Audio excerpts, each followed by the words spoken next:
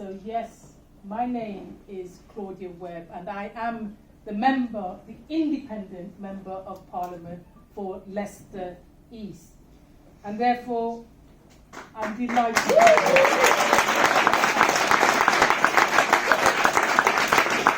I'm also a patron of Stop the War, and I'm absolutely proud to be here with you today, but so sad that we still have to be here challenging Israel's war against humanity. It's war against the people of Gaza and Palestine. Israel is provoking a regional war, calling on its friends, yes, its friends, the US and the UK to join them in attacks on Israel's neighbours. Today, Israel fields one of the strongest military forces in the world, and this is primarily because it is a recipient of billions of dollars in US aid, military and technical support. US imperialism seeks to control the vast oil and natural gas reserves of the Middle East. In this effort, Israel became US imperialism's chief ally. We cannot ignore that. The US-Israel alliance being based on a shared political interest, which is opposition to any form of Arab radicalism, any form of Arab rising and calling for liberation that might threaten either US or Israeli domination in the region. So it's not surprising that Benjamin Netanyahu and the US cheers on war against Iran. Israel's genocide in Gaza has not diminished or dimmed Palestinian resistance. Instead, it has provoked retaliation in solidarity from Lebanon and Yemen.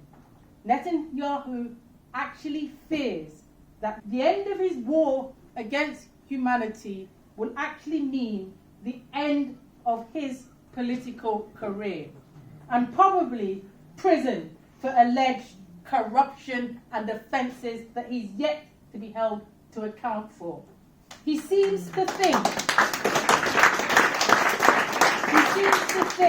that Israel can only win its objective of regional domination if the US destroys the nations around it, making Israel's bombing of the Iranian consulate in Damascus look like another provocation, an act that no civilized nation, no Western nation would ever consider, let alone justify its contempt for international law and norms. Yet there was no condemnation from the US, no condemnation from the UK, and no condemnation from the UN Security Council. It is not true to say that Israel is not an apartheid state. Today, the apartheid nature of the Israeli state has been recognized in reports not only by the United Nations, but also other well-known human rights organizations such as Amnesty International and Human Rights Watch. Biden has continued, despite this, to defend and support the occupying regime even as it commits mass murder of civilians. Our government and His Majesty's official opposition, the Labour Party, claim that Israel has the right to defend itself.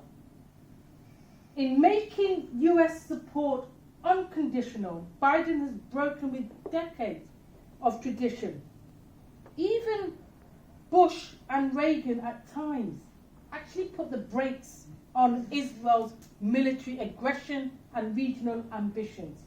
But Biden's ironclad commitment to support Israel militarily, even if it's the one who starts war, puts not just Palestine and Iran in danger, but actually the whole region and has emboldened Netanyahu's far-right government in its ambitions and its recklessness. That's why nothing would make Netanyahu comply with the immediate ceasefire call at the UN Security Council and elsewhere. He's out of control. Israel is out of control. While the UK sent planes to shoot down Iranian missiles when it has done nothing to prevent the bombing of civilians in Gaza.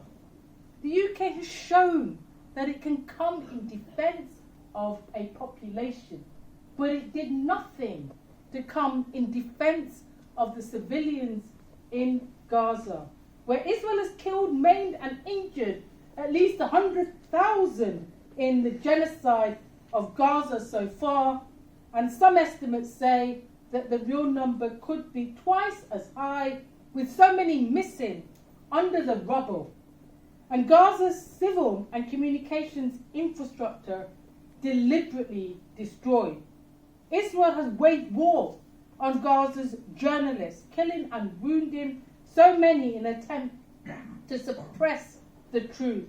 And now we see Israel banning media in its own boundaries that expose its actions, cutting Al Jazeera's access to Israeli airwaves, confiscating equipment and threatening its journalists there with jail if they try to report.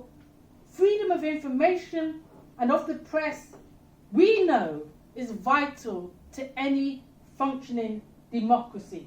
And suppression of press freedom is a classic sign of fascism. One that would be instantly condemned by Western governments if it happened in a different state. Imagine. They don't want you to know the truth. Israel's government is not interested in peaceful coexistence.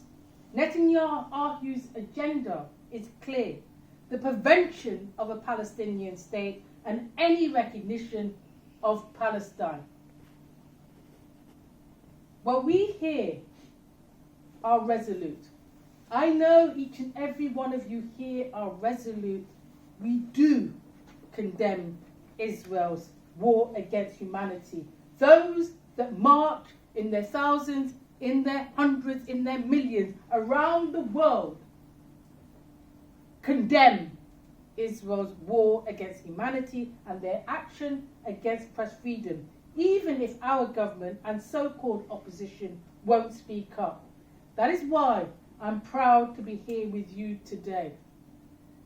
Because together I believe in unity, that we will not stand by while warmongers try to provoke war. We will not stand down while the slaughter of civilians continues and escalates. We will not be silent or be silenced as war criminals try to ignite a wider war that will only kill more civilians and leave yet more children dead, maimed or orphaned. No. Instead, we demand an end to the war machine that treats lives as a commodity to be exchanged for more profits, and an end to the genocidal regional ambition of a regime that treats even its own people as expendable. And we demand accountability, with those responsible made to pay for the crimes they have committed and the death and misery they have caused. I have called for a ceasefire from day one. I have stood in solidarity on the marches and rallies from day one. Back in December, I submitted a complaint, a formal complaint, to the International Criminal Court, calling on them to investigate, arrest and prosecute Netanyahu and his cabinet for war crimes and genocide. I stand by this complaint. I have urged other parliamentarians to do the same. No more war, no more oppression, no more apartheid, no more occupation. Palestine must be free. Palestine will be free. Solidarity, my friends. Solidarity.